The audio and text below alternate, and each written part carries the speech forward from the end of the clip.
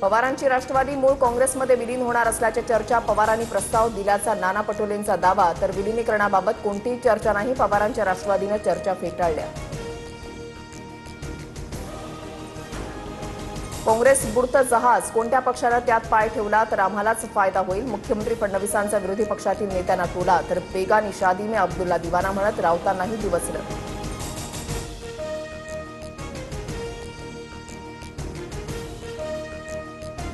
शरद पवारांनी विलीनीकरणासाठी पुढाकार घ्यावा. पवारांनी पुन्हा नव्यानं काँग्रेस उभी केली तर प्रादेशिक पक्षांनाही बळ मिळेल, संजय राऊतांचं भाष्य.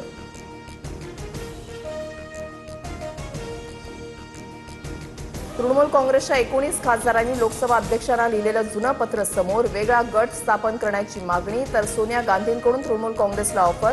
पक्ष विलीन केल्यास राष्ट्रीय उपाध्यक्षपद देण्याचं आश्वासन. अमरावती विधान परिषदेच्या निवडणुकीमध्ये नवा ट्विस्ट. काँग्रेस निवडणुकीतून बाहेर पडण्याची चर्चा. वंचितचे उमेदवार निलेश विश्वकर्मांना पाठिंबा देण्याबाबत गुप्त बैठका. सूत्रांची माहिती, आज दुपारपर्यंत निर्णय होण्याची शक्यता. नाशिकनंतर जळगावचा तिढा सुटला. कोणतीही अडचण राहिलेली नाही. शिंदेशी चर्चा. रेश्मा काळे उद्या भूमिका स्पष्ट करणार. गिरीश महाजनांची माहिती. रेश्मा काळे मात्र नॉट रिचेबल. पंढरपुरात रोहित पवारांच्या अन्नत्याग आंदोलनाला सुरुवात. विनाट सरसकट कर्जमाफी द्या, नाहीतर लढा सुरूच राहील. रोहित पवारांचा सरकारला थेट इशारा. शेतकऱ्यांच्या कर्जमाफीमध्ये कोणत्याही अटी नाहीत. कर्जाची मर्यादा 3 लाखांहून 5 लाखांपर्यंत करण्यात आली. निवडणुका समोर नसताना सरकारनं कर्जमाफी केली नाही. मुख्यमंत्री फडणवीसांची स्पष्टोक्ती. एल निनोचा प्रभाव लक्षात घेऊन टास्क फोर्स तयार. यंदा महाराष्ट्रामध्ये पाऊस कमी पडणार, त्यातून मार्ग काढू. शेतकऱ्यांनी सरकारच्या सल्ल्यानेच पेरणी करावी. चारा टंचाईसाठी मोठ्या योजना तयार. मुख्यमंत्री फडणवीसांची माहिती. महाराष्ट्रातील 2 जवानांना काश्मीरमध्ये वीरमरण. कोल्हापुरातील विक्रम चव्हाण आणि साताऱ्यातील अर्जुन जाधव शहीद. शहापुरात अर्जुन जाधवांच्या पार्थिवावर अंत्यसंस्कार होणार. नीटच्या परीक्षेमध्ये विद्यार्थ्यांना 15 मिनिटं अधिकची मिळणार. एनटीएचा मोठा निर्णय. 21 जूनला नीटची परीक्षा होणार. डिझेलच्या खरेदीवर पेट्रोलियम मंत्रालयाकडून 90 दिवसांसाठी निर्बंध. 200 लिटरपेक्षा जास्त डिझेल खरेदी करता येणार नाही. व्यावसायिक ग्राहकांना किरकोळ दुकानांमधून डिझेल खरेदीसही मनाई.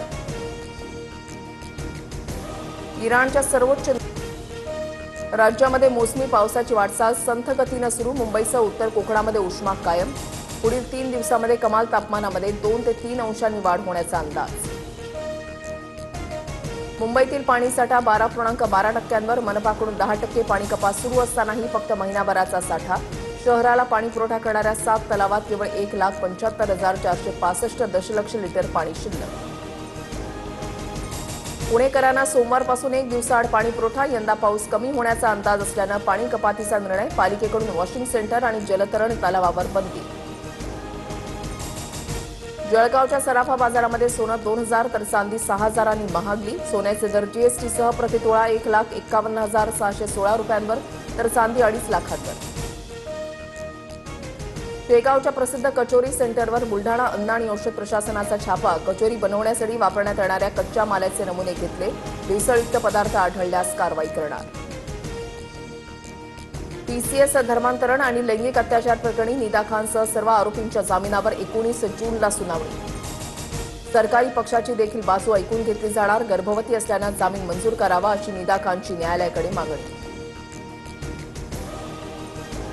कोल्हापूरच्या अंबाबाई मंदिरावर 1.5 किलो सोन्याचा कळसाचा साज. गोव्याचे माजी मुख्यमंत्री प्रतापसिंह राणेंकडून 2.5 कोटींच्या कळसाची देणगी.